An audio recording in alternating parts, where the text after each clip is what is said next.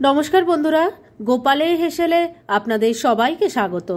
আজকে আমি রুটি, পরোটা, লুচির সাথে খাওয়ার জন্য দুটো দারুণ টেস্টি নিরামিষ রেসিপি আপনাদের সাথে শেয়ার করছি, যেটা আশা করছি আপনাদের সববার ভালো লাগবে। তাই চলুন সময় নষ্ট না করে রান্নাগুলো করে ফেলি। আজকে প্রথম রেসিপিটা তৈরি করার জন্য আমি এই কড়াইয়ের মধ্যে 1 লিটার দুধ নিয়ে এটাকে খুব ভালো করে ফুটিয়ে নিয়েছি। এবার কিন্তু গ্যাসটা বন্ধ করে দিয়েছি আর হাতা দিয়ে নাড়িয়ে নাড়িয়ে দুধের টেম্পারেচারটাও অনেকটা কমিয়ে নিয়েছি, কেননা এখন আমি ছানাটা কাটবো। সেজন্য একটা বাটির মধ্যে আমি 2 চামচ ভিনিগার আর 2 চামচ জল মিশিয়ে নিয়েছি। এবার এটাকে অল্প অল্প করে দিয়ে দিচ্ছি, ভালো করে মিশিয়ে নিয়ে ছানাটা কেটে নেব। ছানাটা তৈরি হয়ে গেছে, ওটাকে নামিয়ে একটা বড় ছাঁকনির মধ্যে রেখে দিয়েছি যাতে এক্সট্রা জলটা বেরিয়ে যায়। আর এবার মূল রান্নাটা শুরু করব, সেজন্য কড়াই সরষের তেল গরম করে নিয়েছি। এর মধ্যে প্রথমে দিয়ে দিচ্ছি অল্প গোটা জিরে, দিয়ে দিচ্ছি একটা তেজপাতা, একটা শুকনো লঙ্কা। ফোড়নটাকে কয়েক সেকেন্ড একটু ভাজা ভাজা করে নিচ্ছি। ফোড়নটা ভাজা ভাজা হয়ে গেছে, এবার এর মধ্যে দিয়ে দিচ্ছি একটু টমেটোর টুকরো, 1 চামচ আদা কাঁচা লঙ্কা বাটা দিয়ে দিলাম, দিয়ে দিচ্ছি হলুদের গুঁড়ো, 1 চামচ জিরের গুঁড়ো দিয়ে দিলাম, 1 চামচ ধনের গুঁড়ো দিয়ে দিলাম, স্বাদ মতো নুন দিয়ে দিচ্ছি, অল্প একটু চিনি দিয়ে দিলাম। এবার অল্প জল অ্যাড করছি, না হলে মশলাটা কষানো যাবে না। এবার সবকিছু ভালো করে মিশিয়ে মশলাটাকে খুব ভালো করে কষিয়ে নিচ্ছি। 2-3 মিনিট সময় নিয়ে মশলাটাকে খুব ভালো করে কষিয়ে নিয়েছি। দেখুন সাইড থেকে এখন তেলটা সেপারেট হয়ে গেছে। এবার এর মধ্যে দিয়ে দিচ্ছি একটু টুকরো করা ক্যাপসিকাম, মশলার সাথে খুব ভালো করে মিশিয়ে নিচ্ছি।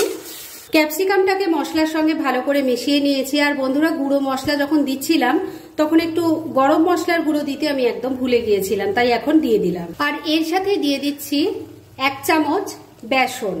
এবার সবকিছু ভালো করে মিশিয়ে নিয়ে একটু ভাজা ভাজা করে নেব। এই বেসনটা দিলে গ্রেভিটা যেমন ঠিক হয়, খেতেও কিন্তু খুব ভালো লাগে। মিনিট 2 সময় নিয়ে সবকিছু মিশিয়ে আবারও ভালো করে কষিয়ে নিয়েছি। এবার তৈরি করে রাখা ছানাটা দিয়ে দিচ্ছি, ভালো করে মিশিয়ে নিচ্ছি। মিনিট 2 সময় নিয়ে রান্নাটা করে নিয়েছি।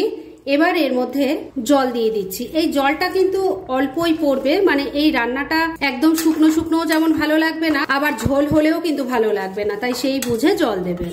ভালো করে সবকিছু মিশিয়ে নিচ্ছি। সবকিছু খুব ভালো করে মেশানো হয়ে গেছে। এবার এর মধ্যে কয়েকটা কাজু বাদাম দিয়ে দিলাম, 1 মুঠো কিশমিশ দিয়ে দিলাম, আর দিয়ে দিচ্ছি 2টো ফাটিয়ে নেওয়া কাঁচা লঙ্কা। মিশিয়ে নিচ্ছি। সবকিছু খুব ভালো করে মিশিয়ে নিয়েছি। এবার ফ্লেমটাকে লো আর মিডিয়ামের মাঝামাঝি রেখে ঢাকা দিয়ে 3-4 মিনিট রান্না করে নিচ্ছি। মিনিট 3 রান্নাটা হয়ে গেছে। এবার ঢাকা তুললাম। আমি কিন্তু মাঝে 2বার ঢাকা তুলে একটু নাড়াচাড়া করে দিয়েছিলাম আর নুন মিষ্টিটা চেক করে নিয়েছিলাম। রান্না মোটামুটি আমার রেডি হয়ে এসছে। তবে শেষ পর্যায়ে এর মধ্যে দিয়ে দেব একটুখানি বাটার আর দিয়ে দিচ্ছি অল্প ধনে পাতা কুচি। এই রান্নায় কিন্তু বাটারের টেস্টটাই বেশি ভালো লাগে, তাই ঘিয়ের বদলে চেষ্টা করবেন বাটার দিতে। সবকিছু ভালো করে মিশিয়ে নিয়ে মিনিট খানেক আবারও রান্নাটা করে নিয়েছি। এবার রান্না একদম রেডি, গ্যাসটা বন্ধ করে দিলাম। এবার এটাকে আপাতত ঢাকা দিয়ে রেখে দিচ্ছি, আর সেকেন্ড রেসিপিটা তৈরি হোক, তারপর দুটো একসাথে সার্ভ করে আপনাদের দেখাচ্ছি। এবার সেকেন্ড রেসিপিটা তৈরি করছি। তার জন্য ফুলকপি ছাড়িয়ে নিয়েছি, আর যেহেতু বাটি চচ্চড়ি করব তাই বাটির মধ্যেই রান্নাটা হবে, সেজন্য ফুলকপিগুলো কেটে ভালো করে ধুয়ে পরিষ্কার করে বাটির মধ্যেই নিয়ে নিয়েছি। এর মধ্যে আমি অল্প একটু আলু দিয়ে দিলাম, দিয়ে দিচ্ছি একটু ক্যাপসিকামের টুকরো, দিয়ে দিচ্ছি একটু মটরশুঁটি, একটা বড় সাইজের টমেটোকে টুকরো করে কেটে দিয়ে দিলাম। এবারে এর মধ্যে এক এক করে আমি কিছু মশলা দেব।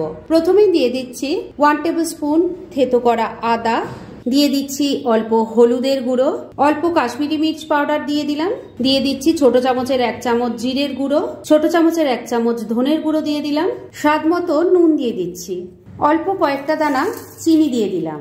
এর সাথেই দিয়ে দিচ্ছি 2 টেবিল স্পুন সর্ষে বাটা। আমি এখানে কালো সর্ষে নিয়েছি, তবে আপনারা কালো হলুদ দুটো মিক্সড করেও দিতে পারেন। দিয়ে দিচ্ছি কাঁচা সর্ষের তেল, দিয়ে দিচ্ছি ধনে পাতা কুচি। এবার সবকিছু হাত দিয়ে খুব ভালো করে মেখে নিতে হবে। ভালো করে সবকিছু দিয়ে মাখা হয়ে গেছে। এবার এর মধ্যে দিয়ে দিচ্ছি 4টে চেরা কাঁচা লঙ্কা, এর সাথে দিয়ে দিচ্ছি আরেকটু কাঁচা সর্ষের তেল, আর দিয়ে দিচ্ছি অল্প একটু জল। সর্ষে বেটে রেখেছিলাম যে বাটিটায়, তার মধ্যেই 2 চামচ জল নিয়ে দিয়ে দিলাম। এবার এটাকে আমি ওভেনে বসাবো। এবার বাটি চচ্চড়িটা তৈরি করব, সেজন্য বাটিটাকে ওভেনে বসিয়ে দিয়েছি। ফ্লেমটাকে লো আর মিডিয়ামের মাঝামাঝি রেখে এই রান্নাটা করতে হবে। তবে এই রান্না করার জন্য একটা ঢাকা দিয়ে দিয়ে রান্না করতে হবে, কেননা এর মধ্যে যেহেতু বেশি জল পড়ে না, তাই সমস্ত কিছু যাতে সুসেদ্ধ হয় সেজন্য ঢাকা দিয়ে দিয়ে এটাকে স্টিমে রান্না করতে হয়। সেজন্য আমি একটা লিড লাগিয়ে দিলাম 3-4 মিনিটের জন্য। মিনিট 3 রান্নাটা করে নিয়েছি, এবার ঢাকা তুলছি। এটাকে একটু এবার নাড়াচাড়া করে নেব।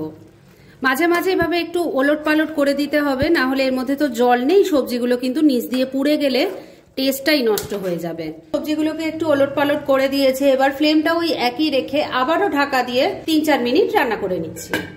মিনিট 4 আবারও রান্নাটা হয়ে গেছে, এবার ঢাকা তুললাম। আমি কিন্তু মাঝে 2বার ঢাকা তুলে নাড়াচাড়া করে দিয়েছিলাম। দেখুন রান্না কিন্তু একদম রেডি হয়ে গেছে, দেখেই নিশ্চয়ই বুঝতে পারছেন সমস্ত সবজি সুন্দরভাবে সেদ্ধ হয়ে গেছে, আর গা মাখা যে টেক্সচারটা দরকার ছিল সেটা কিন্তু চলে এসেছে, আর দারুণ একটা গন্ধ বেরোচ্ছে। রান্না কিন্তু এবার একদম রেডি। এবার এটাকে মিনিট 2 জন্য আমি স্ট্যান্ডিং টাইমে ঢাকা রাখলাম, আর তারপর সার্ভ করে দেখাচ্ছি। ফ্রেন্ডস, আমার আজকের এই দুটো নিরামিষ রান্নার রেসিপি একদম রেডি হয়ে গেছে এবং আমি সার্ভ করে দিয়েছি। ভীষণ ইজি রেসিপিগুলো, কিন্তু যেভাবে আমি তৈরি করেছি ঠিক সেইভাবে তৈরি করে রুটি, পরোটা, লুচির সাথে খেয়ে দেখুন, অসাধারণ লাগবে। তাই দেরি না করে পারলে এগুলো আজই একবার ট্রাই করে ফেলুন, আর তারপর কেমন লাগলো সেটা প্লিজ কমেন্ট করে জানাবেন। এরকম ধরনের অনেক ভালো ভালো নিরামিষ রান্নার রেসিপি আপনারা গোপালের হেসেল সার্চ করলেই পেয়ে যাবেন, যার মধ্যে থেকে কিছু কিছু আমি সাজেস্টেড বক্সেও দিয়ে দেব, সেখান থেকেও আপনারা দেখে নিতে পারেন। তাই গোপালের হেসেল অবশ্যই ভিজিট করুন, আর আপনারা কেমন ধরনের রেসিপি চাইছেন সেটাও কিন্তু আমাকে জানাতে পারেন। আমি চেষ্টা করব সেই সব রেসিপিগুলো আপনাদের সাথে শেয়ার করার।